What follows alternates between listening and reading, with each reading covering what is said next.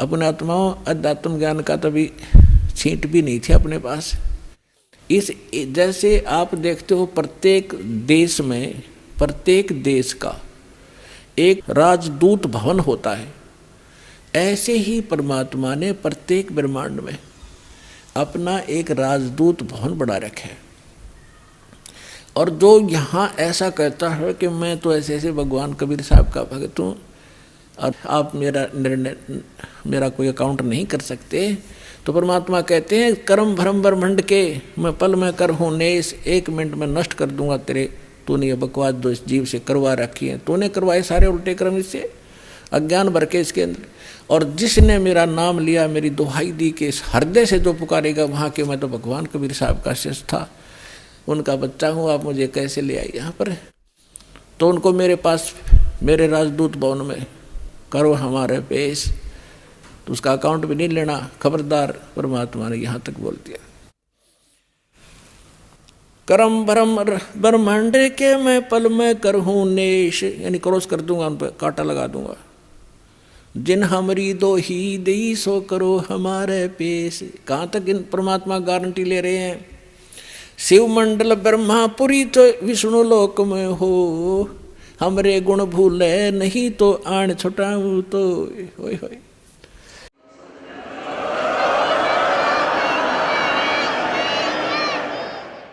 पुण्यात्माओं, आप ऐसे समर्थ की शरण में आगे हो, आपका कोई कुछ नहीं बिगाड़ पाएगा, लेकिन आप सावधानी बरतना, दृढ़ रहना, संसार के इस बहाव में बहना नहीं।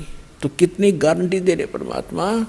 जैसे दास बहुत बार बताता है, शिव मंडल ब्रह्मापुरी में कौन जाओगा, वो भोला जाएगा जिसने 1-2 वर्ष 4 वर्ष या नाम लेकर सारी साधना कर ली, वो उसका पुण्य इकट्ठा हो गया प्रत्येक मंत्रों का। अब वो फिर उसको काल कैसे ठगेगा, विष्णु लोक में जाएगा, विष्णु जी के मंत्र आपको दिए जाते हैं, इतना गजब का मंत्र है। एक का मंत्र का घना लाभ रहता, 108 डेली करते हो, तो वहाँ जाके विष्णु के लोक में आपका अलग से व्यवस्था की जाएगी। इतने धनी हो गए आप इस मंत्र से। और विष्णु के लोक में देवता बन जाओगे, रेस्ट हाउस में, वहाँ रेस्टोरेंट बना रखा है जैसे स्वर्ग के इसका, वहाँ रहोगे और जेब कटेगी आपकी।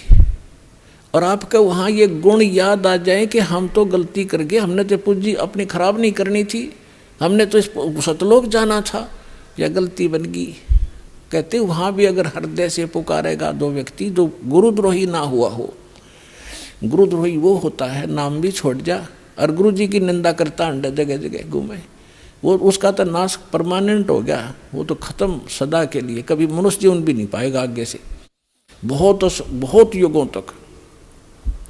और तो वैसे अनजानपने में या गफलत काल करवाई देता कोई ना कोई, वो व्यक्ति और वहाँ जाके इस ज्ञान से उसको जरूर आभास होगा कि हमने तो वहाँ जाना था और यहाँ हम के बन गए। पुण्यात्माओं, आप देखना, मन की बकवाद है चाहे आप प्रधानमंत्री बन जाइयो, फिर भी आत्मा भूखी नजर आओगी आपको कि कोई और वस्तु और है जो इससे हटकर भी चाहिए हमें। तो वहाँ जाकर के वो आभास होगा कि हमने तो वहाँ जाना था और ये तो हमने ये सुविधाएं तो प्राप्त नहीं करनी थी, ये तो हमारा नाश हो रहा। कहते वहाँ भी तो हृदय से पुकारेगा परमात्मा, कबीर जी हे सतगुरु गलती बन गई मुझ नीच से, छुटवाओ मुझे। कहते शिव मंडल ब्रह्मापुरी चाहे विष्णु लोक में हो, हमरे गुण भूला नहीं तो आण छुटाओ तो, तुझे वहाँ से छुटवा लाऊंगा। और फिर पुनः जैसे ही भक्ति युग चल रहा होगा तो पुनर्जन्म दिवा देंगे, और भक्ति युग समाप्त होने के बाद तो फिर बात गड़बड़ हो जाती है उसको भी। लेकिन जैसे फिर भी मालिक ने छुटा लिया, कहाँ रखेंगे, राजदूत भवन में रखेंगे, और वहाँ आपकी पूंजी को नाश नहीं होने देंगे, क्योंकि वहाँ भगवान के दरबार का, भगवान से फ्री सारा वस्तु मिलेगी आपको। लेकिन फिर आपको पुनः फिर जन्म दे देना पड़ेगा, क्योंकि मोक्ष तो यहीं से होगा जो फिर नए सिरे भक्ति करोगे, गुरु के प्रति श्रद्धा रखोगे, ये सारी मर्यादा रखोगे, तो काम बहुत बढ़ गया। फिर आपका पृथ्वी पर जन्म दिया जाएगा तो आपके अंदर वही तीनों गुणों का दबाव होगा। आपके साथ इतने गजब के पुण्य होंगे, आप पूरी पृथ्वी के राजा बन जाओगे। राजा बनोगे, फिर भगवान आएंगे, समझाएंगे, रे क्या कर रहा है, ये रास्ता ठीक नहीं, तो को नहीं सुनोगे आप। हमने धक्के खाते आ रही, तो इतना संग जन्म हो गया, हमने आप भटकता नहीं, हम सुनते नहीं भगवान की। पाप को सुनाने का तरीका दाता ने यूं अपनाया कि कलयुग में यूं कति पूंजी हीन हो लेगा, भक्ति इसकी रह को ना, इसकी दुर्गति शुरू होगी और यूं सब जगह धक्के खा लेगा। जिन पूजाओं को श्रेष्ठ मानता था और जिन भगवानों को समर्थ मान रहा था, वहां भी इनको सहारा नहीं मिलेगा। फिर मेरे पास आएंगे तो यहाँ तो मालिक है, समर्थ है, आते सुख भी दूंगा, इनकी बुद्धि ठिकाना होगी, हाँ भगवान है तो यहाँ है। और फिर इनको मंत्र सुनाऊंगा, इनको फिर से चार्ज करूंगा। लेकिन पुण्यात्मा वो समय घना बढ़ा दिया आपने, तो यह गलती इब का ना करियो। नाम लो, दृढ़ रहो और भक्ति करो, कल्याण करवाओ।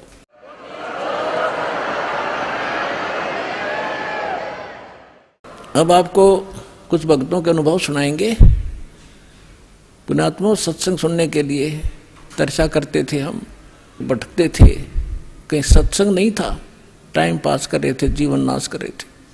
आपको सत्संग मिल रहा है और जो भी भगत अनुभव सुना उनको सुनना सुनेगा। नमस्कार सर। सत साहेब। क्या शुभ नाम है जी आप जी का? सर सुनील दास नाम है मेरा सर। सुनील दास जी कहाँ से आए आप? मैं भिंड से आया हूँ, ग्राम रमा, जिला भिंड है सर। सर क्या काम करते हैं आप? सर मैं अहमदाबाद में कलर का काम करता हूँ। सर परम संत सतगुरु रामपाल जी महाराज की शरण आने से पहले आप कौन सी भक्ति करते थे?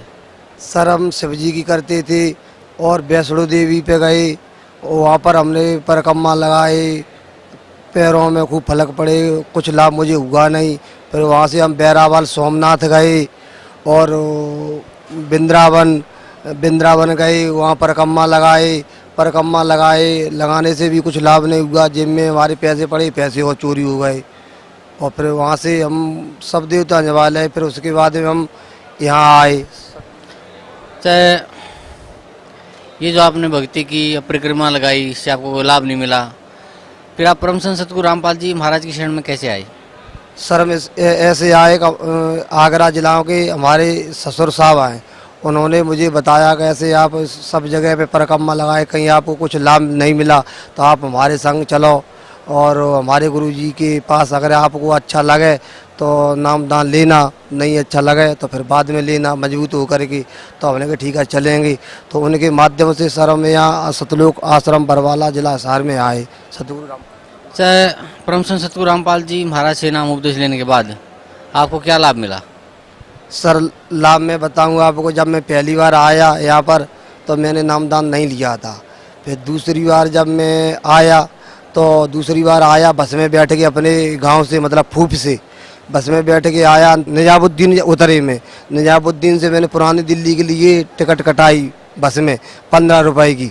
और उसमें हमारे जेब में से जेब काट वालों ने या चोर हो, कोई भी हो, हमारे पैसे निकाल लिए जेब से। 3100 रुपये लेके आए थे घर से, 3000 रुपये निकाल लिए, 100 रुपये मात्र हमारी जेब में पड़े रह गए सर।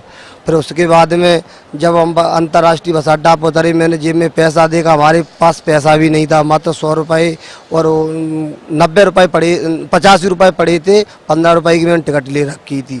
पैसे कुछ घर से लेके आए थे सामान के लिए, तो सारा पैसा निकाल लिया।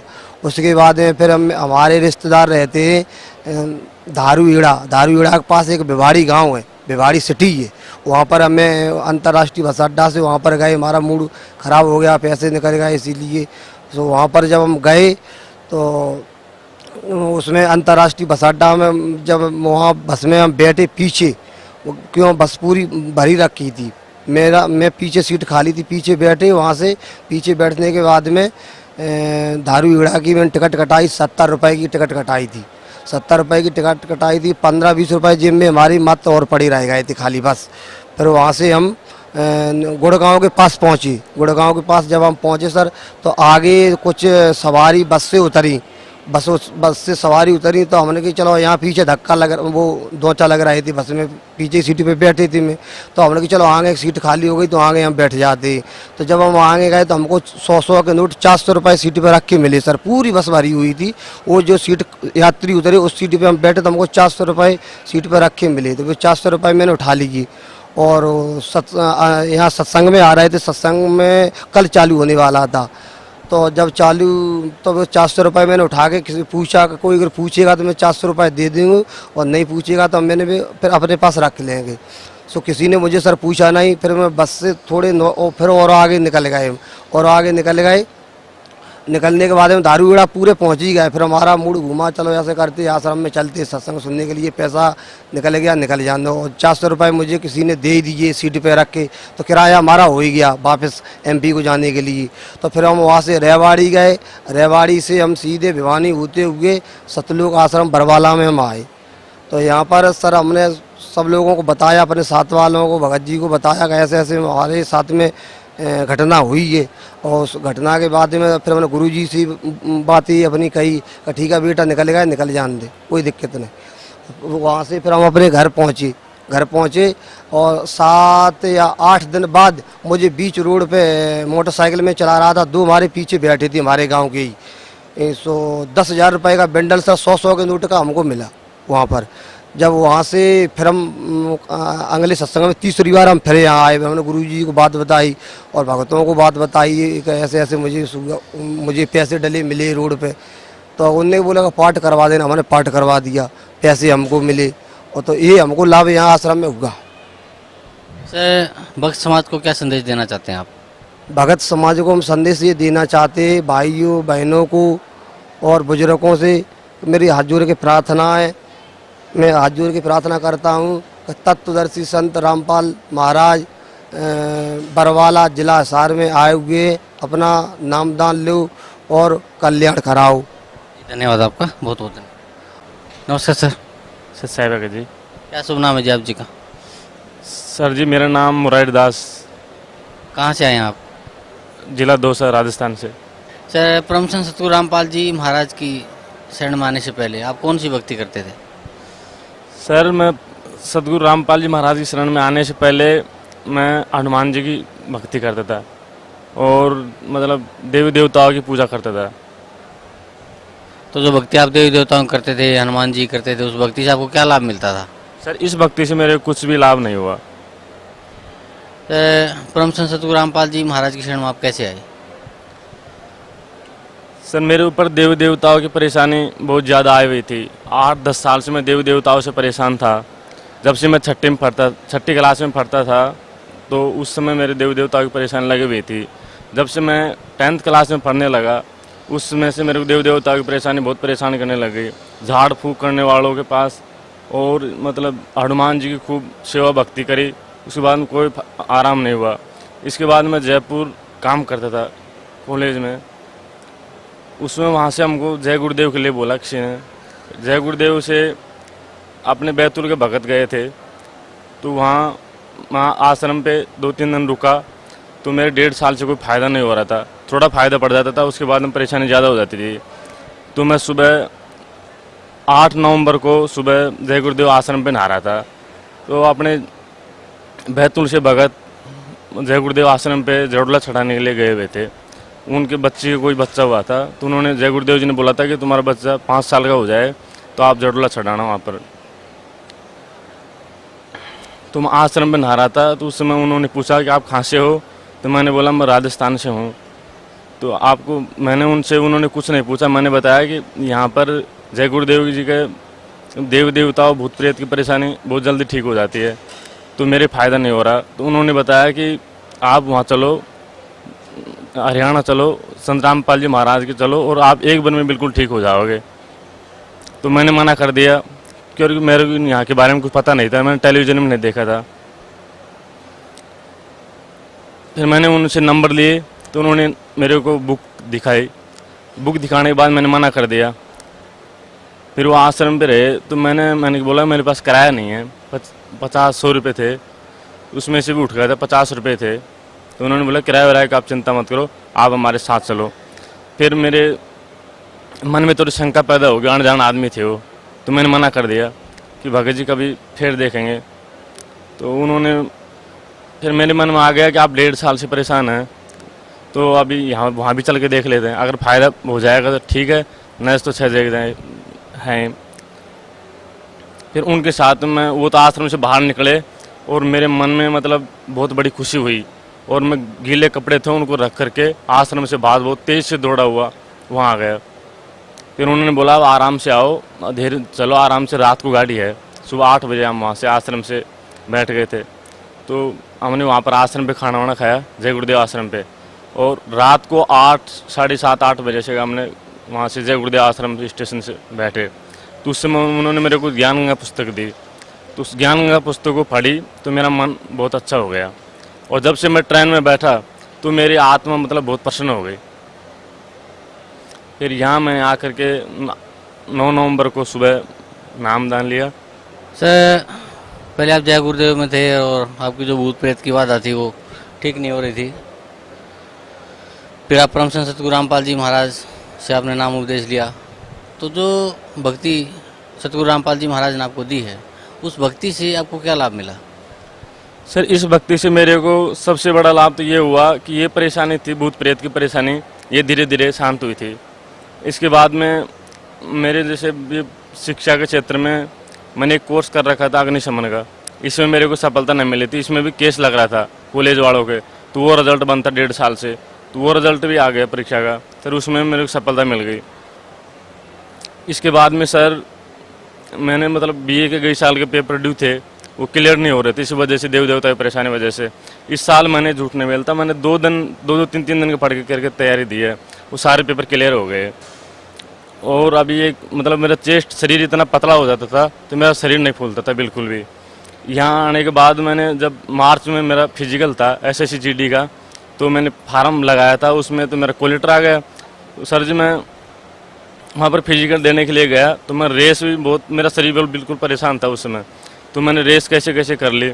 उसमें मेरे को पता था चेस्ट में निकलेंगे, तो चेस्ट में मेरा 77-78 बैठता था, तो वहाँ से मैंने परमात्मा के लिए अरदास लगाई मन में, तो मेरा चेस्ट पूरा 80 बैठ गया। और जो फिजिकल भर्ती करने वाले थे उन्होंने बोल दिया तुम्हारा चेस्ट नहीं बैठेगा, 78 बैठेगा, जो CRPF के जवान वगैरह थे। तो वहाँ मैंने चेस्ट ना पाया, तो उन्होंने मेरा पूरा 80 बैठाना। तो उसके बाद में सर जी अब मैंने एग्ज़ाम दिए, तो एग्ज़ाम में पेपर बढ़िया हुआ है। सर भक्त समाज को क्या संदेश देना चाहते हैं आप? सर जी मैं भक्त समाज को यही संदेश देना चाहता हूँ कि सतगुरु रामपाल जी महाराज पूर्ण रूप से परमात्मा हैं, और इस 21 ब्राह्मण में किसी के पास भी सत साधना नहीं है सतगुरु रामपाल जी दास महाराज के अलावा। मैं यही संदेश देना चाहता हूँ कि जल्दी से जल्दी नाम ले और अपना आत्म कल्याण करवाए। जी धन्यवाद आपका, बहुत बहुत धन्यवाद। नमस्कार सर। सर भगत जी। क्या शुभ नाम है जी आप जी का? नाम संतोष, भक्त संतोष दास, गांव चुन्हा, ग्राम पोस्ट चुन्हा, थाना जसो, तहसील नगौद, जिला सतना, मध्य प्रदेश।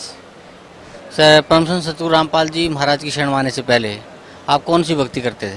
पूर्ण संत गुरु रामपाल महाराज जी की शरण में आने से पहले हम भक्ति करते थे दुर्गा जी की, तो वो अपने से ही मतलब रुचि अपने से ही करते थे, तो उसमें हमको बस यही गुस्सा, क्रोध, अहंकार आता था।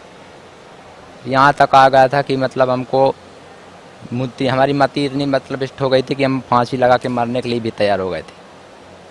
परंतु इसके ये होने के बाद ये जो झूलना बाकी था, तो उसे गुरु जी की कृपा पहले हुई वहाँ पे, तो मेरे मन में आया कि चलो ये मनुष्य तन नहीं मिलेगा बार बार, चलो घर चलो।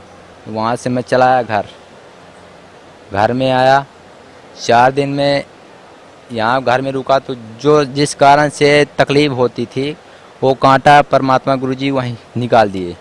सर परम संत सतगुरु रामपाल जी महाराज की शरण में आप कैसे आए? ये टीवी वगैरह चलता था, देखते थे थोड़ा बहुत, भगत जी गुरुजी का अपने चैनल थोड़ा सा ना देखे, और फिर अपने गांव के भी आए थे भक्त लोग, तो उनके मोबाइल में सब गुरुजी का सत्संग रहता, सत्संग सुने तो मन में बहुत जमा अपने हृदय में, अपने हृदय में मन की बात बहुत खुला लगी, अभी अपने को लगा कि जीवन अपना सफल हो गया। फिर इसके बाद जब ये मन में आ गया तो सोचे कि चलो जाएंगे। पहले सोच रहे थे कि पत्नी को भी साथ में लेके जाएंगे, भक्तमती को, लेकिन भक्तमती ने यही कहता था कि हम नहीं जाएंगे, हम नहीं जाएंगे, जो आपको करना है करो, चाहे यहाँ तक कि छोड़ भी दोगे तो कोई अर्ज नहीं है। मैं बोला कि होगा, मेरे को तो जाना ही है, आप जाओ चाहे ना जाओ। मैं गुरुजी के शरण में अभी 6-7 माह हुआ है, तीसरी आई लगी है। अभी आया, जुड़ गया था, उसी पहली बार ही आया था, लेकिन आने के बाद यहाँ मेरे को ऐसा लाभ हुआ गुरुजी कि गुरुजी ने भक्तमती को भी यहीं ला दिए पहली बार ही। और मेरे मन में जो क्रोध उठता था, अहंकार था, वो भी कुछ समाप्त कर दिए गुरुजी। अब फिर भक्तमती भी यहीं आ गई। फिर भक्तमती के साथ में घर गया वापस, तो वहाँ वो भी सही है। अब जो और माता पिता भी क्रोध ऐसा लड़ा झगड़ा करती थी, तो वो भी माँ भी अभी इस सत्संग में आई थी, वो भी आके होके गई। अब पिताजी भी आ जाएंगे, मेरे को पूर्ण विश्वास है, गुरुजी की कृपा से पूर्ण विश्वास है। अच्छा, भक्त समाज को क्या संदेश देना चाहते हैं आप? ये अपने भक्त समाज को गांव में जितने भाई हैं, अपने जितने भी संसार में भक्त समाज हैं, सभी भक्त समाज से नम्र निवेदन से प्रार्थना गुरुजी की कृपा से यही करता हूँ कि ये देरी मत करें, ये छोड़ दें कि हम हैं, करते हैं। हम तो एक पग भी नहीं चल सकते, उनके आदेश से ही सब कुछ होता है। उनका आदेश ना हो तो एक पग भी हम कैसे भी नहीं चल सकते, बोल भी नहीं सकते, यहाँ तक कि कुछ भी नहीं कर सकते हैं उनके आदेश बगैर। तो ये हम छोड़ दें कि हम कर रहे हैं, ये छोड़ कर गुरु जी के शरण में आए। और बस इतनी ही प्रार्थना करता हूँ, अपना नाम जुड़वाएं और समझें गुरु जी का ज्ञान। ये भी नहीं कि ऐसे नाम जुड़वा लेना, समझें और समझ के उसका सही गलत का फैसला भी करें, और फिर इसके बाद अपना कल्याण करवाएं, अपना भक्ति करें। और जितने भी बताते हैं गुरु जी मर्यादा, वो मर्यादा जरूर करें। यदि मर्यादा नहीं करेंगे तो कुछ नहीं होगा। धन्यवाद आपका, बहुत बहुत धन्यवाद।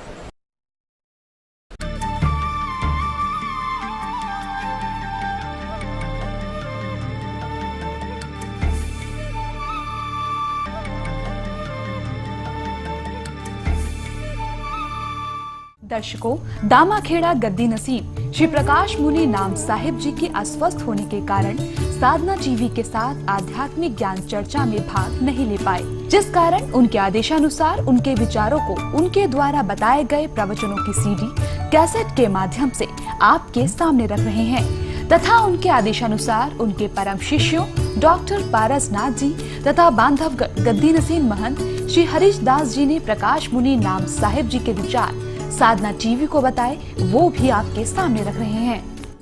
नमस्कार, मैं हूं आपके साथ नेहा शर्मा और आप देख रहे हैं हमारा विशेष कार्यक्रम आध्यात्मिक ज्ञान चर्चा। आइए शुरुआत करते हैं कार्यक्रम की और जानते हैं विचार जगत गुरु तत्वदर्शी संत रामपाल जी महाराज, सतलोक आश्रम बरवाला, जिला हिसार, हरियाणा, बनाम कबीर पंथी संतों तथा महंतों के विचार। आपका इष्ट देव कौन है? हम सभी कबीर पंथियों का इष्ट है सदगुरु कबीर साहेब ही को ही हम सब इष्ट मानते हैं। तो आपके अनुसार परमात्मा साकार है या निराकार है? देखिए, परमात्मा का स्वरूप जो हम कहते हैं वह तो सदा निराकार ही होता है। पूर्ण गुरु या सतगुरु की पहचान हम कैसे करेंगे? देखिए, पूर्ण गुरु या सदगुरु की पहचान तो हमें अपने चिंतन से, अपने बोध से, आपके जीवन में जब किसी के उपदेश से या किसी के दर्शन से आपको ऐसा लगता है कि मेरे अंदर कोई चेतना जागृत हुई, वही उसकी पहचान है, और कोई दूसरी पहचान नहीं हो सकती। उसी पहचान से ही आपको ये निर्णय करना पड़ेगा कि मेरे लिए ये सदगुरु के रूप में। जी, कबीर साहिब जी ने आदि नाम और सरनाम जो बताया है वो क्या है? क्या आपके अनुसार वस्तु है या कोई और चीज? नहीं नहीं सदगुरु के अनुसार से शब्द नित्य होता है जी, शब्द का नाश नहीं होता है जी। और साहिब कहते हैं हम इस संसार में हमारा आना भी शब्द स्वरूप में हुआ, क्योंकि शब्द का नाश नहीं हुआ जी। हम इसीलिए सदगुरु कबीर साहब कहते हैं हम न मरब मरी हैं संसारा, हमको मिला जियावन हारा। जो शब्द शक्ति है वो सदा विद्यमान रहती है, और हम शब्द शक्ति में विद्यमान रहते हैं जी। शब्दन विंसे विंसे देही, कहें कबीर हम शब्द से नहीं। तो सदगुरु कबीर साहेब शब्द की शक्ति और सत्ता को सर्वोपरि बताए। जी। और उसका कभी विनाश नहीं होता। ये सदगुरु ने अपने परिचय के रूप में ये दिया।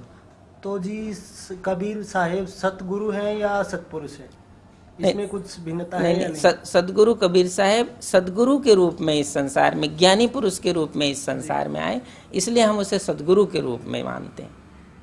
तो इस सृष्टि की रचना के बारे में कुछ बताएंगे हमें? सृष्टि की रचना के विषय में जो साहेब के पंथ में जो ग्रंथ में चर्चा है वो इस तरह से कि सतपुरुष की आज्ञा से निरंजन ने इस तीनों लोक की रचना की, ऐसा चर्चा है ना? तो सतपुरुष की आज्ञा से निरंजन ने तीनों लोकों की रचना की। तो कबीर जी ने कहा था कि जब धर्मदास जी से कहा था कि जब तक आपका वंश रहेगा तब तक मैं यानी कबीर जी इस धरती पर नहीं आऊंगा। देखिए, वंश का तात्पर्य होता है सदगुरु का वंश कहाँ विद्यमान होता है, क्योंकि सदगुरु तो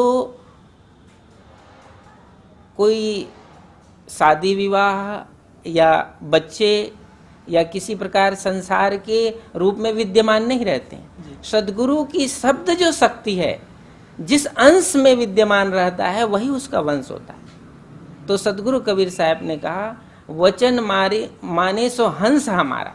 हमारा हंस कौन है? जो वचन को मानता है। तो जब तक वचन की सत्ता एक शिष्य से दूसरे शिष्य में आता है वही उसका अंश होता है। तो ये धर्मदास साहेब को सदगुरु कबीर साहब ने इसी सत्ता का संदेश दिया था। जी। तो कलयुग में किस का नाम लेने से हमें मोक्ष की प्राप्ति हो सकती है? देखिए, यहाँ मुक्ति के अलग अलग मार्ग शास्त्रों में और हमारे जो भारत भूमि में अनेक धर्म चल रहे हैं उनमें अलग अलग विभाग हैं। हमारे सदगुरु कबीर साहब के अनुसार और धर्मदास साहब के पद के अनुसार गुरु ने जो उपदेश दिया उस मार्ग में जिसकी सुरती और नृत्य है उसी मार्ग से वह मुक्ति को प्राप्त करे। तो अब दूसरे के मार्ग से हमें कोई लेना देना नहीं, ना हमारा कोई वो साध्य है। वो तो अपनी यहाँ सुरती और नृत्य का जिक्र किया, ये क्या है? ये सुरती तो सबके पास है। एक सेकंड में आपकी सुरती दुनिया से के किसी कोने में चली जाती है। और शब्द है जो सदगुरु के द्वारा बताया गया मार्ग, उसको शब्द कहा जाता है। उस शब्द में यदि आपकी सुरती स्थिर होती है तभी वह सुरती उस शब्द स्वरूप, शब्द के माध्यम से उस स्वरूप में जाता है जहाँ जाए फिर हंस न आए, भव सागर की धारा, संतो सो निज देश हमारा। ये इस तरह से सदगुरु ने शब्द के माध्यम से ये गति और मुक्ति का मार्ग बताया। अभी आपने सुने लहर तारा तालाब के गद्दी नसीन कबीर पंथी आचार्य श्री अर्ध नाम साहिब जी के विचार। और आइए अब जानते हैं दामाखेड़ा गद्दी नसीन कबीर पंथी श्री प्रकाश मुनि नाम साहिब जी के परम शिष्य बांधवगढ़ गद्दी नसीन महंत श्री हरीश दास जी द्वारा बताए गए प्रकाश मुनि नाम साहिब जी के विचार। महाराज जी, हमने सुना है खरसिया वाली गद्दी तथा इसी संबंधित लहर तारा बनारस वाली गद्दी भी दामाखेड़े संबंधित हैं। क्या सारी गद्दियाँ यही से ही निकली है, सब यही से संबंध है। सब वंशनुमाई आज भी उन्होंने वंश गुरु की परंपरा को मानते हैं, वही नाम को मानते हैं। अभी आपने सुने दामाखेड़ा गद्दी नसीन कबीर पंथी श्री प्रकाश मुनि नाम साहिब जी के परम शिष्य बांधवगढ़ गद्दी नसीन महंत श्री हरीश दास जी द्वारा बताए गए प्रकाश मुनि नाम साहिब जी के विचार। और आइए अब जानते हैं दामाखेड़ा गद्दी नसीन कबीर पंथी श्री प्रकाश मुनि नाम साहिब जी के परम शिष्य डॉक्टर पारसनाथ जी द्वारा बताए गए प्रकाश मुनि नाम साहिब जी के विचार। तो आप जी के जो पूज्य गुरु जी हैं वर्तमान में, जो प्रकाश मुनि नाम साहिब जी, वो अपना इष्ट देव किसे मानते हैं? वो अपना इष्ट देव कबीर साहब को ही अपना मानते हैं। डॉक्टर साहब, परमात्मा को साकार मानते हैं या निराकार मानते हैं?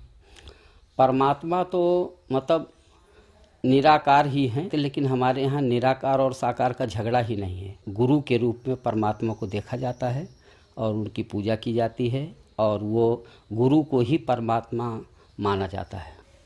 आप जी श्री धर्मदास जी की परंपरा में, आपके जो गुरु जी हैं वो श्री धर्मदास जी की परंपरा में कौन से नंबर के गद्दी नसीन हैं? वो हम लोगों के गुरु तो ये 14वें वंश गुरु थे। इनके प्रकाश नाम साहब के पिताजी और पंच श्री गिरधम नाम साहब, तो हम लोगों के वो गुरु थे और उन्हीं के पुत्र ये हैं। अब ये बैठे, ये भी हमारे गुरु हैं, आराध्य हैं। तो आप इनको अभी गुरु मानते हैं या गुरु भाई मानते हैं? नहीं, इन प्रकाश मुनि नाम साहब को गुरु मानते हैं। अभी आपने सुने दामाखेड़ा गद्दी नसीम कबीर पंथी श्री प्रकाश मुनि नाम साहिब जी के परम शिष्य डॉक्टर पारसनाथ जी द्वारा बताए गए प्रकाश मुनि नाम साहिब जी के विचार। और आइए अब जानते हैं जगत गुरु तत्वदर्शी संत रामपाल जी महाराज, सतलोक आश्रम बरवाला, जिला हिसार, हरियाणा के विचार। दंडवतम गोविंद गुरु बंधु अभिजन सोहे, पहले भये प्रणाम तिन नमो जो आगे। अब ये जैसे दामाखेड़ा वाले हैं,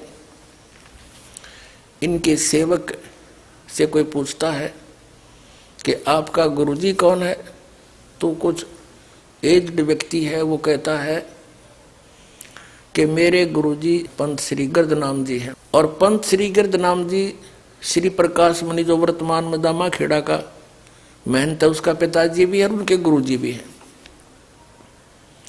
फिर उनसे पूछा कि ये प्रकाश मुनि जो हैं वर्तमान के महंत जी दामाखेड़ा के, ये आपके गुरुजी हैं या गुरु भाई है?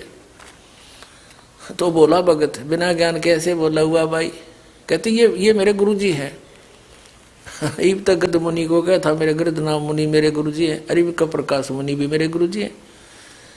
अब गिरध मुनि के शिष्य और पुत्र श्री प्रकाश मुनि, और उसी का गिरध मुनि का कोई और शिष्य, तो दोनों गुरु भाई हो गए, प्रकाश मुनि और वो गिरध मुनि का शिष्य। और फिर वो शिष्य ने कहा कि मेरा यू प्रकाश मुनि भी गुरु है, खा क्या उसके ज्ञान को, धिक्कार ऐसे ज्ञान को। एक गुरु भाई, एक भाई और दूसरे अपने छोटे बड़े भाई ने कहा यो मेरा बाप भी है, यो भी मेरा बाप है, तो शराब में बोल सके क्या कति बोली बूझ। जब गुरु भाई को और फिर गुरु बनाओ उसने, वही नाम उसके पास वही आपके पास, और दोनों के पास कख नहीं।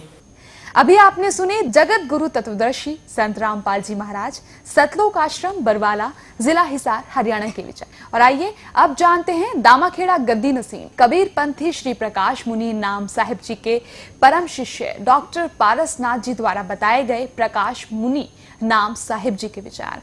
कबीर जी ने सार नाम का वर्णन भी किया है, क्या ये सत्यनाम की ओर संकेत है या कोई और मंत्र है? हाँ, सार नाम जो है वो सार शब्द है, और वो गुरु दीक्षा में हमारे यहाँ हमारे पंथश्री आचार्य साहब देते हैं, और वो 5 शब्द देते हैं, 5 नाम।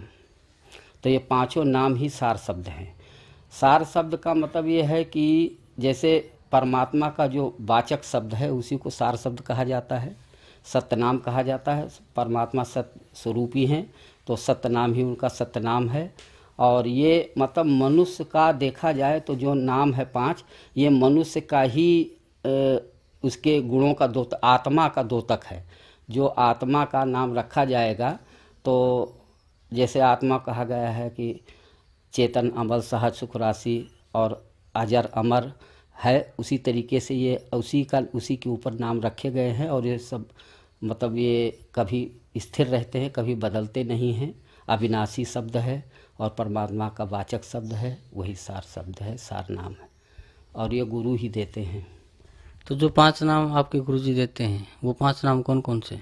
वो 5 नाम मतलब उनके जैसे आदि नाम, अजर नाम, अमर नाम, अमी नाम, मतलब ये जो आत्मा का हमारे जिसको लेकर के मनुष्य प्रकट होता है धरती पर, उसी के स्वरूप का वाचक शब्द हैं। कोई अलग से नाम नहीं दे, जो सत्य है उसी को सत्य कहा गया। कि आत्मा का स्वभाव क्या है, ये आदि है, अनादि है, इसका अजर है, अमर है, निर्विकार है, चेतन है। तो यही सब उसके 5 नाम दिए जाते हैं इसी आधारित पर। अभी आपने सुने दामाखेड़ा गद्दी नसीम कबीर पंथी श्री प्रकाश मुनि नाम साहिब जी के परम शिष्य डॉक्टर पारसनाथ जी द्वारा बताए गए प्रकाश मुनि नाम साहिब जी के विचार। और आइए अब जानते हैं दामाखेड़ा गद्दी नसीम कबीर पंथी श्री प्रकाश मुनि नाम साहिब जी के परम शिष्य बांधवगढ़ गद्दी नसीम महंत श्री हरीश दास जी द्वारा बताए गए प्रकाश मुनि नाम साहिब जी के विचार। नमस्कार, आज हम बात करेंगे कबीरपंथी महंत बांधवगढ़ गद्दी के गद्दी नसीन श्री हरीश जी के साथ, और जानेंगे उनके विचार साहिब धर्मदास जी के बारे में और कबीर पंथ के बारे में। महंत जी, सबसे पहले मैं आपसे ये जानना चाहूँगा बांधवगढ़ गद्दी के बारे में अपने कुछ विचार रखिए। बांधवगढ़ गद्दी तो ऐसे एक महान भूमि है जहाँ पे सदगुरु कबीर साहब के परम शिष्य धनी धर्मदास साहब की जन्मभूमि है और उन्होंने वहाँ पे स्वयं सदगुरु कबीर साहब आए, धनी धर्मदास साहब को अपने सारे उपदेश दिए और धनी धर्मदास साहब भी ऐसे भक्त निकले, सतगुरु की भक्त जो अविरल है इस संसार में। और ऐसे भक्त की जन्मभूमि और कर्मभूमि की महान ही अलग होता है। इसीलिए कहा भी गया है सतगुरु धन्य ओ भक्त जानिए जहाँ जन्मे गुरु भक्त। जहाँ पे गुरु भक्त की जन्म होता है उसी भूमि की महानता ही होता है। और ऐसे महानता भक्त को देख के सतगुरु कबीर साहब उस भूमि में आके, जहाँ पे सतगुरु कई वर्षों तक, लगभग 35 वर्ष तक वहाँ रख के धनी धर्मदास साहब को वो ज्ञान उपदेश दिए हैं, तो उस भूमि की महत्वपूर्ण भूमि है वो। तो महाराज जी, आप जी श्री धर्मदास साहिब जी के परंपरा में कौन से नंबर के गद्दी नसीन हैं? अभी वर्तमान हमारे इस गद्दी में जो धनी धर्मदास साहब की परंपरा में वर्तमान अभी जो पंच श्री हजूर प्रकाश मुनि नाम साहब गद्दीसीन है वो 15वें वंशगुरु है। तो प्रकाश मुनि नाम साहब जी से आपका क्या संबंध है? वो हमारे सदगुरु ही है। महाराज जी, जो आत्माएं मुक्त होकर सतलोक में जाती हैं वे सतलोक में भिन्न रहती हैं या सतपुरुष में ऐसे लीन हो जाती हैं जैसे बूंद समुद्र में? तो इसमें तो कोई सवाल तो नहीं, आत्मा और परमात्मा में तो कोई अलग नहीं थे, वही तो। इसलिए रामायण में भी लिखा गया है जो ईश्वर अंश जीव अविनाशी। जब ईश्वर का अंश होता है, जीव होता है, वो अविनाशी होता है। अब देखिए आप इसमें सवाल जीव और परमात्मा कोई अलग तो होता ही नहीं। महाराज जी, जो मंत्र दीक्षा आप अपने श्रद्धालुओं को देते हैं या अपने अनुयायियों को देते हैं, क्या वही मंत्र कबीर परमात्मा ने धर्मदास जी को दिया था? जी निश्चित रूप से वही है, क्योंकि ये परंपरा ही चला है। सतगुरु कबीर साहब धनी धर्मदास साहब को दिए, उनकी बात वो, क्योंकि उन्होंने कहे थे धर्मदास तो ही लाखों दुआहे सार वस्तु बाहर ना जाइए, सार वस्तु उनको दिए थे। धर्मदास विनती किए थे, अभी क्या था तब कहे जो सार वस्तु बंसन पाही अपना सज्जू लिखाई, सार वस्तु वही धर्मदास साहब की जो दिए थे वही उनकी वंशज के पास है। वो जिसको लिखाते हैं उसी हिसाब से वो सबको निश्चित रूप से वही है, दूसरा कोई नहीं है। तो कबीर परमात्मा ने जो धर्मदास जी को मना किया था, जब वाणी बोल रहे थे कि उन सार वस्तु बाहर न जाने के लिए मना किया था, तो अब वह सार वस्तु बाहर कैसे आई फिर? कि उन्होंने फिर आशीर्वाद दिए, क्योंकि उन्होंने दया की भीख मांगे, जी मुझे दे रहे हो ये सार वस्तु। उनकी आत्मा में इतने भाव आ गया था, जीव जगत के प्रति हर पे अंतर दया भावना आ जाए थे, जो मेरा मुक्ति होगा तो क्या होगा, बाकी संसार के जीव कहाँ जाएगा, जो इस नाम को हम गुप्त रख देंगे। तो आप संसार की सत्य पुरुष हो, संसार के जीव के कल्याण करने के लिए आप ये सार वस्तु कैसे जाएगा? तो उन्होंने उस वंश परंपरा को स्थापन करके उन्होंने बोले ये बंसन के पास रहेगा, जो वंश शरण में आएगा वही सार शब्द को पाके भवसागर से तर सकता है। कबीर जी ने सार नाम का भी वर्णन किया है, वह सतनाम की ओर संकेत है या कोई अन्य मंत्र है? वही सत्यनाम ही है। अभी आपने सुने दामखेड़ा गद्दी नसीन कबीर पंथी श्री प्रकाश मुनि नाम साहिब जी के परम शिष्य बांधवगढ़ गद्दी नसीन महंत श्री हरीश दास जी द्वारा बताए गए प्रकाश मुनि नाम साहिब जी के विचार। और आइए अब जानते हैं जगत गुरु तत्वदर्शी संत रामपाल जी महाराज सतलोक आश्रम बरवाला जिला हिसार हरियाणा के विचार। महाराज जी, दामाखेड़ा वाले संतों में महंतों का कहना है कि जो सार शब्द कबीर साहब जी ने धर्मदास जी को दिया था वही सार शब्द हम अपने अनुयायियों को प्रदान करते हैं। और हम यह भी सुनते हैं कि कबीर साहब जी ने धर्मदास जी को यह सार शब्द गुप्त रखने के लिए कहा था। यह कहाँ तक सत्य है?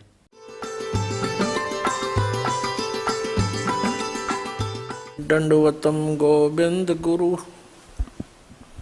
बंधु अविजन सोहे, पहले भये प्रणाम तिन नमो जो आगे। पुण्यात्माओं, ये दामाखेड़ा वाले कबीर पंथी जो आदरणीय धर्मदास साहिब जी के वंशज हैं, उनसे प्रश्न किया जाता है कि क्या आप वही नाम दान करते हो जो परमेश्वर कबीर जी ने आदरणीय धर्मदास साहिब जी को दिया था? तो ये कहते हैं हाँ, ये हमारी परंपरा में वही नाम चला आ रहा है। फिर इनसे प्रश्न करते हैं कि सार नाम, सतनाम, आदि नाम, सार शब्द ये क्या वस्तु है? तो ये कहते हैं जो हम मंत्र देते हैं, अजर नाम, अमर नाम, पाताल सब सिंधु नाम, कहते ये है वो सार शब्द और यही सतनाम है। ये 5 नाम है। और फिर इनसे कहते हैं कि धर्मदास साहिब जी को परमात्मा कबीर जी ने कहा था कि धर्मदास मेरी लाख दुआई, ये सार शब्द कहीं बार ना जाई। सार शब्द बार जो पढ़ी, या बिचली पीढ़ी हंस नी तरही। और सार शब्द तब तक छुपाई जब लग 12 पंथ मिट जाए। अपने आत्माओं ये कितना भ्रमित करते हैं। परमात्मा कबीर जी ने धर्मदास जी से कहा था कि धर्मदास मेरी लाख दुहाई, और ये सार शब्द कहीं बार न जाई। तो इनके पास कहां से आ गया? ये कहते हैं हमारी परंपरा में चला आ रहा है। कबीर साहब ने जब मना कर दिया था कि इसको तब तक छुपाना जब तक ये 12 पंथ ना मिट जावे। अब ये 12 पंथ अब मिटेंगे। 12वां पंथ गरीबदास पंथ है, और तब तक तो एक भी पंथ ना चला था। तो धर्मदास जी ने कैसे खोल दिया आपके पास? ये कोरी झूठ बोलते हैं, स्वयं भी भ्रमित है और अनुयायियों को भी ये गुमराह किए बैठे। जैसे एक मोटा उदाहरण है,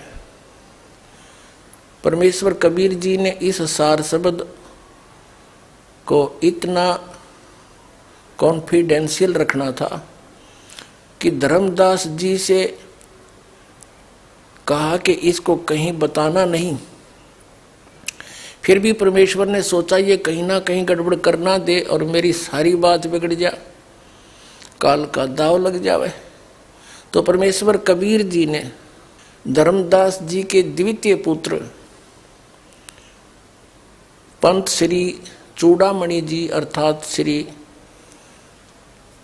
मुक्तामणि नाम साहिब जी को स्वयं दीक्षा दी और स्वयं ही आगे दीक्षा देने का अधिकारी गुरु पद पर विराजमान किया।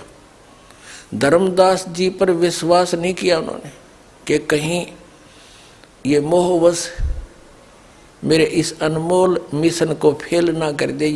ये घना नरमात्मा का है, इसको बहुत चिंता बनी रहती है अपने वंशजों की। बार बार कहता था कि आपने मना कर दिया है मुझे कि सार शब्द किसी को नहीं बताना, सतनाम भी नहीं बताना। और आप जी ने परमेश्वर मुझे 42 वंश का वरदान दे दिया कि मेरी 42 पीढ़ी तक मेरा वंश चलेगा। तो ये कैसे पार होंगे? ऐसे कहकर घना मायूस हो जाता था।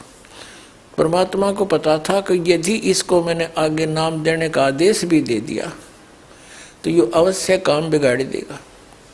तो कबीर परमेश्वर जी ने उसको आगे ना तो नाम देने का अधिकार दिया किसी अपने भी वंशजों को, और अपने ही सामने कबीर जी ने और बहुत दूर ले जाके जगन्नाथपुरी में जहाँ बैठकर परमात्मा ने बहुत वर्ष पहले कबीर जी ने समंदर को रोका था और धर्मदास जी को ये बहाना बनाकर लेकर गए कि चलो तुम्हें वो स्थान दिखाते हैं जहाँ बैठकर मैंने समंदर रोका था। सह परिवार चले गए। फिर धर्मदास जी से कहा कि धर्मदास अब तो प्रस्थान कर जा, सतलोक जाना चाहता है? कहाँ जी जाना चाहता हूँ। कहते हैं जीवित ही समाधि दे दी उसको, जीवित समाधि ले ली, दोबारा उपदेश दिया, परवाना दिया। इस कारण से कि ये डगमग आदमी है और सार शब्द ने कि तक खोल देगा। लिखवा दिया उससे, लिख दिया उसने पूरा इस कबीर सागर परमात्मा की वाणी में। ये प्रमाण है उन्हीं के सदग्रंथों में लिखा है। दामा खेड़ा वालों की एक पुस्तक है आशीर्वाद, उस पुस्तक में ये प्रमाण है। और ये स्वयं भी बताते हैं, खुद कहते रहते हैं कि ऐसे ऐसे धर्मदास जी ने जीवित समाधि ली थी और कबीर साहब साथ जा करके उनको समाधि दिलाई थी जगन्नाथपुरी में। इसे स्वसिद्ध है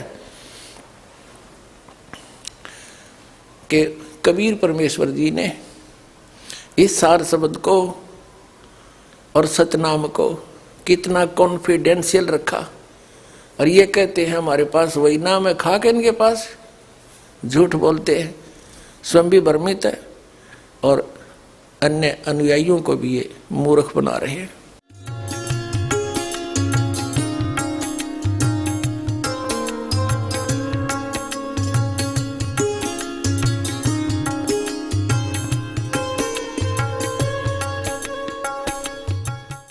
अब आपके रूबरू किया जाएगा जो भक्तजन उपस्थित हुए हैं यहाँ पर, वो अपना कुछ आत्मकथा बताना चाहते हैं। परमेश्वर कबीर जी की शरण में आकर इस दास से ये सत साधना प्राप्त करके परमेश्वर कबीर जी से इनको क्या क्या उपलब्धियां हुई जो एक भगवान किया करता है। अब सुनिएगा इनके मुख कमल से। नमस्कार सर। साहेब, क्या शुभ नाम है जी आप जी का? गोपाल दास मानीपुरी, ग्राम भनोरा, जिला बेमेतरा, छत्तीसगढ़। सर क्या काम करते हैं?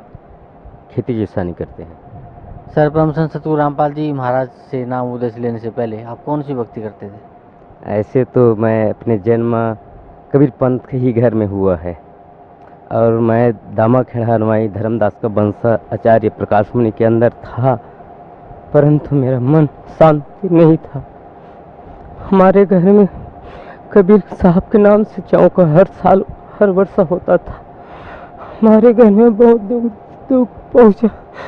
छोटे छोटे थे तब से हमारा माता पिता बहुत दुख उठाते थे। कभी हमारे जानवर मर जाते थे, कभी हमारे बहन गुजर जाते थे, फिर भी हमें शांति नहीं मिला और फिर भी प्रकाश मुनि को मानते रहे, सत्यनाम सत्यनाम कहते रहे। लेकिन गुरु भी बनाया, वो गुरु ने नहीं पहचान किया, जैसे पूर्ण परमात्मा सदगुरु संत रामपाल जी महाराज बताते हैं। सर जो आप दामा खेड़ा से बता रहे हैं आप जुड़े हुए थे प्रकाश मुनि नाम साहिब जी से, आपने नाम उपदेश ले रखा था, तो वो क्या भक्ति बताते थे आपको?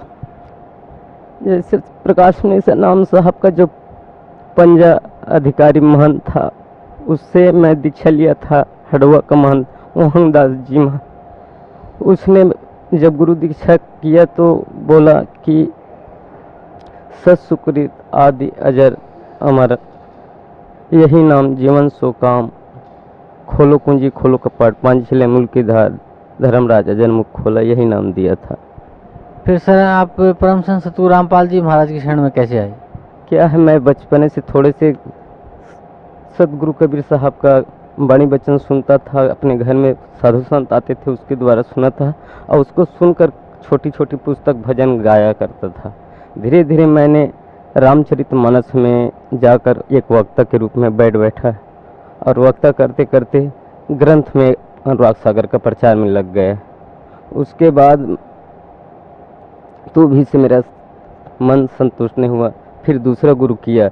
उस गुरु का नाम था चतुरदास मानिकपुरी महंत, बेमेतरा के पास अतरिया गांव का। उसने मुझे 5 नाम दिया, उस नाम का मैंने जाप किया। उस नाम में था ओहम सोहम कोहम पोहम जोहम, इस नाम का मैं भक्ति करते था। फिर भी उसके बाद मेरे जीजा ने बोला कि आप वक्ता बन बैठे हो लेकिन आपको गुरु का आशीर्वाद नहीं है। फिर मुझे झटका पहुंचा और उसने बोला कि आप साधना चैनल पे, ये 2010 की बात है, साधना चैनल पे आप देखना कि वहाँ 8 बजे सदगुरु रामपाल जी महाराज के रूप में एक संत आता है और वो प्रमाणित कर पूरे सारे ग्रंथ का प्रमाण दिखाता है। जब मैं देखा उसी दिन मेरा आत्मा को पूरा शांति हुआ कि यही है संत जो मैं बचपन से खोज रहा था। क्योंकि मुझे हमारे गांव में आसाराम बापू का पंथ वाला बोला कि आप आसाराम बापू के पास चलो और आप नाम दीक्षा लो। मैं उन भक्त को बोला कि आसाराम बापू जो प्रवचन करता है, जो सत्संग में भजन गाता है, वो तो पूरा कबीर साहब को वाणी है, मैं उसके शरण में नहीं जा सकता हूँ और जिसके अंदर मेरा हृदय झुक जाएगा वही मेरा पूर्ण परमात्मा है। जब उस दिन टीवी में सदगुरु संत पूर्ण परमात्मा संत गुरु संत रामपाल जी महाराज को दर्शन किया और उसका प्रवचन सुना, उसी दिन से मैं निज दिन दूसरे के कह के घर में जाकर वो टेलीविज़न के द्वारा टीवी के द्वारा सत्संग सुनता रहा। फिर मैंने यहाँ आने के लिए, बरवाला आश्रम आने के लिए पैसा धीरे धीरे करते करते और एक दूसरे से सहयोग लेकर फिर मैं दूसरे अपने जीजा जी को बोला कि जीजा जी आपको मेरे साथ कहीं जाना होगा। तो बोला कहाँ जाएंगे। मैं उसको बताया कि टीवी में ऐसा ऐसा संत आता है और संत मेरा निवारण कर सकता है। फिर मेरा जीजा कहा ठीक है, तू कहता है तो मैं आपके साथ जाऊंगा। मैं फिर समय बताया कि इस दिन मैं नागपुर आ रहा हूँ और आप मुझे वहाँ ले जाना और आप टिकट कटाना। फिर हम दोनों आए और जैसे यहाँ आए तो यहीं पर परमात्मा दर्शन दे रहा था। परमात्मा ने दूर से हमें पहचान लिया कि आज नए आए हो, धन्य तुम्हारा भाग। उसी दिन कहा परमात्मा आप तो सब कुछ जानते हैं। फिर परमात्मा सदगुरु रामपाल जी महाराज से नाम दीक्षा लेकर फिर उस नाम का सुमरन करते करते मुझे 2 महीना गुजर गए। सर, परम संत सतगुरु रामपाल जी महाराज से नाम उपदेश लेने के बाद आपको क्या लाभ मिला? सदगुरु पूर्ण संत रामपाल जी महाराज से नाम लेने के बाद मेरा जो पारिवारिक जीवन में चलाने में जो असमर्थ था वह सुधार हुआ और धीरे धीरे मैं अपना परिवार का सुधार करते करते सबसे पहले मैं टीवी लिया। 7,000 का टीवी लेकर सदगुरु पूर्ण संत परमात्मा सदगुरु रामपाल जी महाराज का कथा प्रवचन सुनता रहा। उसी बीच में मुझे काल ने एक रात को सपना में आया और काल ने सपना में आकर दाढ़ी रखा था, काला सा था, हिष्ट पुष्ट। उसने मेरा इस नाभि पे एक क्षण का एक सिरा दबाया और एक सिरा मुख में दबाया। देखता हूँ तुम्हारा गुरु कितना पावरफुल है। फिर मैं उस समय घबरा गया।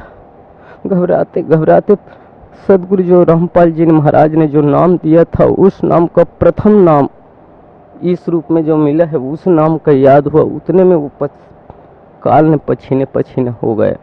फिर उस समय काल ने छोड़ा। उसके बाद फिर मैं एक मवेशी एक जोड़ी बैल बांधा। बैल बांधने के बाद मैंने खेती किसान में तन मन धन लगाकर फिर कमाने लगा और इसके आदेश अनुसार के नियम का पालन करते करते मैंने अपना परिवार में चलाने में समर्थ हुआ। आज गुरु यही मुझे पूर्ण मिला जो गुरु का प्रमाण बताते हैं सब संत लोग। गु यानी अंधकार को प्रकाश में ले जाने का नाम ही गुरु है। लेकिन आज मुझे सच्चा प्रकाश सच्चा परमात्मा से मेल दिखाने के लिए यही पूर्ण परमात्मा है जो आज मैं उनकी शरण में 2012 से जुड़ा हूँ और ये मेरा 7वां बार है। सर, परम संत सतगुरु रामपाल जी महाराज से नाम उपदेश लेने के बाद आपको काफ़ी लाभ मिला। पहले आप जो भक्ति करते थे उससे आपको कोई लाभ नहीं मिल रहा था। तो सर, भक्त समाज को क्या संदेश देना चाहते हैं आप? भक्त समाज को तो मैं प्रथम यह संदेश देना चाहता हूँ क्योंकि हमारे छत्तीसगढ़ में प्रकाश मुनि के नाम दबाव के नाम से कोई नहीं आना चाहता है यहाँ। वह तो कहता है कि हमें कहता है कि वो भटक गए और उसने भटक गए कहता है और उसको खुद शुगर बीमारी हो चुका है। जो हम यहाँ से गया जनवरी में नाम लिया और जनवरी मांग के महीने में पूर्णिमा वहाँ मेला लगता है। उसी समय मंच में बोला प्रकाश मुनि नाम साहब जी ने कि मुझे शुगर का शिकायत है। हमें ये पूर्ण संत परमात्मा सदगुरु रामपाल जी जो भजन के एक पंक्ति बताते हैं कि सारा जग रोगी अरे सदगुरु वैद्य न जाने। आज स्वयं जिन डॉक्टर बताते हैं और अन्य संत को झोला छाप डॉक्टर की उपमा देता है जो प्रकाश मुनि नाम साहब आज खुद रोग से ग्रस्त है। तो जो स्वयं रोग से ग्रस्त है वो अगला का क्या रोग छटवाएगा। और सदगुरु बंदी छोड़ सदगुरु कबीर साहब जब आए थे तो बादशाह सिकंदर लोधी का जलन पीड़ा हटा दिया और इन वंशा का आचार्य कहते हैं कि हमारे धर्मदास की वंशा से ही मुक्ति होगा और बोलता है कि 42 पीढ़ी के चलते तक के कोई सदगुरु नहीं आएगा। और तो फिर मैं जवाब दिया कि गरीबदास को क्यों बाद में मिला जब धर्मदास को पहले नाम दिया था तो गरीबदास को क्यों दिया। और आपका कबीर सागर में लेके जब मैं यहाँ से जाने के बाद पूरा कबीर सागर का खोज किया मिलाया पूरा प्रमाण मिला। धर्मदास तो है लाख दुहाई सार शब्द कहीं बाहर न जाए सार शब्द यदि बाहर जाए बिचली पीढ़ी हंस नहीं करे है। आज इन लोग इस प्रवचन का नहीं प्रचार करते हैं। जैसे पूर्ण संत परमात्मा सदगुरु रामपाल जी हर संत का पूरा प्रमाण दिखाता है लेकिन वो सिर्फ एक धर्मदास का ही प्रमाण रखता है। और चौका की पद्धति से हमसे बचा जाओ। चौका से हमें इस सारणी मिलता है जैसे रचना लोक का सो चौका विस्तार एक तो बैठे वन सुता या पूरा कढ़िया। वो तो चौका एक नक्शा है जैसे लोक को चौका को देख रहे हो उसी प्रकार वह लोक है एक समझाने के लिए रखा है। लेकिन हम आज चौका को ही मेन मान बैठा था। तो मैं यही सब भगत समाज को यही कहना चाहूँगा और नम्र निवेदन है कि उन लोगों से कि वो पूर्ण परमात्मा सदगुरु रामपाल जी के महाराज के प्रवचन को धैर्यपूर्वक शांतिपूर्वक से देखें और देख करके अपने पूरे शास्त्र से परिचित हुए कि वास्तविकन और जो बता रहे हैं वो सदगुरु रामपाल जी वो वास्तविकन में सच्चाई है, और अन्य समाज जो बताते हैं जितना भटका रखा है वो वही सही बात है। कि आज जो बैठे पूर्ण संत, यही हमें प्रमाण मिला कबीर सागर के अंदर कि अपने छत्तीसगढ़ में 2 कबीर पंथ चल रहा है, छोटा कबीर पंथ और बड़ा कबीर पंथ। जो बड़ा कबीर पंथ है अभिलाष दास का चलाया हुआ मार्ग, उसने बोला था 2003 में कि मुक्तमणि नाम साहब आएगा, और जितना बादशाह सिकंदर लोधी के समय जो 13 गाड़ी किताब लिखा था उसको दबाया था, वो बहिर्गत करेगा और दिल्ली क्षेत्र के प्रांत आएगा। उसी बात को मुझे झटका पहुंचा कि यह तो संत आ चुका है, जो आएगा कहते रहेंगे उन लोग, लेकिन वो तो परमात्मा स्वयं आ चुका है यहाँ। और हम कहते रहे मुक्तमणि नाम साहब आएगा, मुक्तमणि नाम साहब आएगा, लेकिन वो परमात्मा स्वयं है, और जितना ग्रंथ उसको बहिर्गत वस्तीकरण कर दिया, आज प्रमाण कर दिया। और 5505 तब होएगा नाम यह साचा। लेकिन इस बात को आज भी धर्मदास का वंशावली दामाखेड़ा वाले पर हजूर प्रकाश मुनि नाम यह कहता है कि अभी भी 5 साल बाकी है। बोलता है आपके पास सही सर्टिफिकेट प्रमाण है तो आप यहाँ आइए। और पूर्ण सदगुरु रामपाल जी महाराज हर संत को आमंत्रित किया है आदरणीय के साथ, और ज्ञान चर्चा में सम्मिलित हुए और अपना अपना ज्ञान का प्रचार करें। उसमें फिर समाज ही निर्णय करेगा कि पूर्ण संत का क्या लक्षण है, पूर्ण संत पूर्ण परमात्मा तक कौन पहुंचा सकता है। इसका निर्णय भगत समाज करेंगे। आप आइए और उसका प्रमाण बताइए कि 5 साल में कितना बाकी है और कितना घट चुका है। आज तक के क्यों नहीं बताया कि आज 5 साल के उसको भी दबा रखा था। अब यहाँ से ज्ञान गंगा पढ़ लिए हैं और यहाँ का प्रवचन सुनकर उन लोग कहता कि 5 साल बाकी है। और ये भी सिद्ध हुआ सदगुरु रामपाल जी महाराज जब अध्यात्म ज्ञान गंगा और गहरी नजर गीता पढ़ा, उसमें लिखा है धर्मदास का वंशावृक्ष का परिचय लिखा है। हम तो अटल 42 जय लगाते रह गए, लेकिन अटल 42 तो नहीं हुआ, कभी कभी बीच बीच में खंड हुआ है। तो फिर आपका सिद्धांत तो गलत हुआ, एक बात। दूसरी बात यह है कि वंशा का नियम है कि 25 वर्ष और 20 दिन से न अधिक न कम। ये भी गलत हुआ कि कोनो 22 कर, कोई 25 किया, कोई 20 किया, कोई 13 किया, ये भी सिद्ध नहीं हुआ। तो यदि आप इसको सच मानते हैं तो या गलत होगा तो उसको प्रचार नहीं करना था। जैसे सदगुरु रामपाल जी महाराज स्वयं पढ़ता है और भक्तजनों को पढ़ाता है, लेकिन प्रकाश मुनि हजूर साहब कहता है कि हमें वेद का पढ़ने का कोई आवश्यकता नहीं है, इसीलिए आप भटक्का खा चुके हैं। तो मैं सर्व संत समाज, पूरे जितने भी संत समाज है, हर धर्म का संत समाज से मैं यही सनम्र दोनों हाथ जोड़कर बद विनती करता हूँ कि आप कम से कम सदगुरु रामपाल जी महाराज का साधना चैनल पे जो 7:45 पे आता है उसको धीरे धीरे लेकर टाइम लेकर अवश्य सुनो।